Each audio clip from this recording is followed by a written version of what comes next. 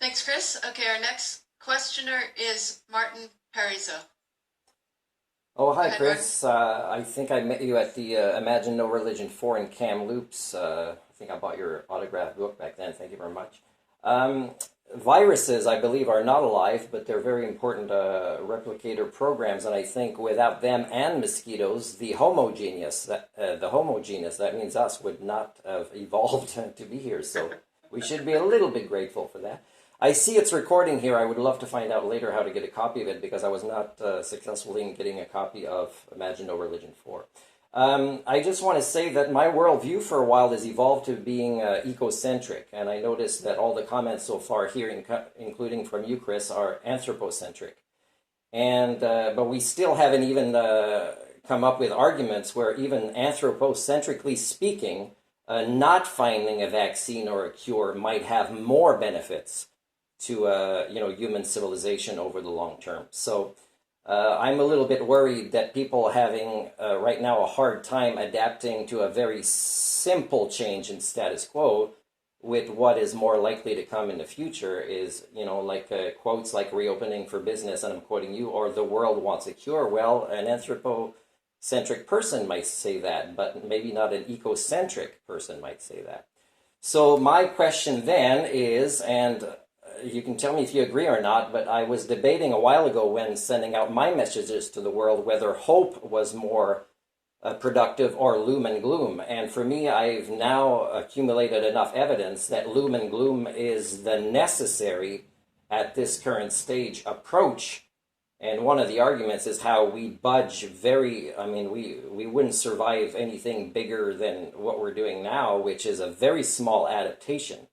So I'm scared about this. So what is your opinion about how little we adapt and how it is related to our worldviews? And if you want to contact me later, I'd love to provide more information about what I'm hearing during this talk as an ecocentric worldview type of person that I'm going to wait for you to contact me about later. And how that leads to higher levels of critical thinking. But for now, please tell me if you really would still shy away from the loom and gloom for what's happening now, but also what's coming into the future.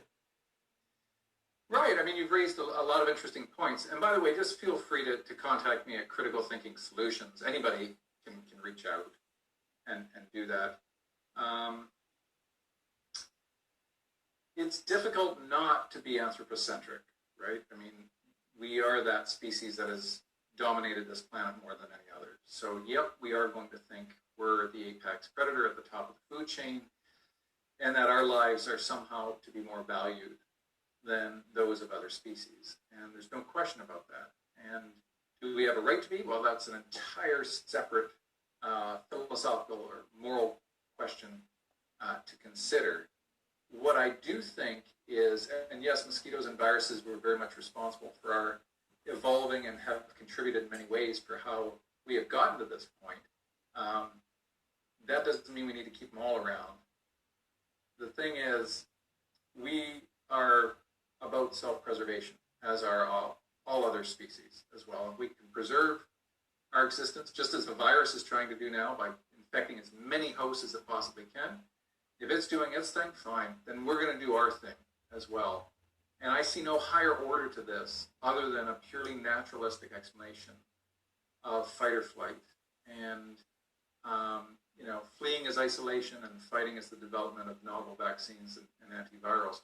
And we're going to throw both at this thing simply because it has disrupted our lives.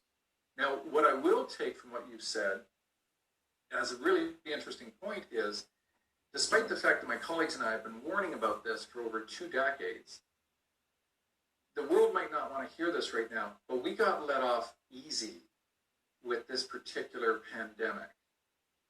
It kills 10 times more than influenza, but that's only 1%. Like SARS had like 11% mortality rate, and MERS like 3 times that, and Ebola, twice that. So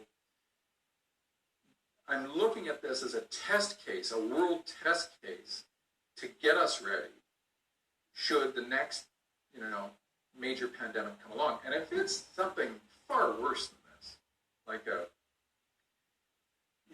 an antibiotic-resistant pathogen, you know, it's going to be a different story entirely. And I know the world doesn't want to think like that, especially now. But let's get through this as best we can. Let's come up with the best possible policies we can and get them in place so that the next time we witness anything remotely similar to this, we can contain it, hopefully in its earliest stages, and try to disallow that kind of transmission. Now that's going to require huge political transparency.